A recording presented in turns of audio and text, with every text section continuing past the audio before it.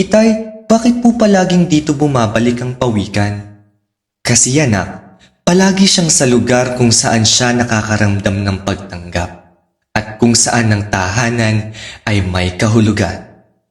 Sa bayan kung saan nagtatagpo ang araw at ang karagatan, dito sa bayan ng Naik, buhayang kultura, buhayang tradisyon, sa bawat paglisan at sa bawat pagbalik, pinapakita ng Naikenyo ang pagmamahal sa bayan, ang sama-samang diwa ng komunidad. Sa bayang binabalik-balikan, patuloy ang selebrasyon, patuloy ang saya at patuloy ang pag-asang dala ng Pawikan Festival.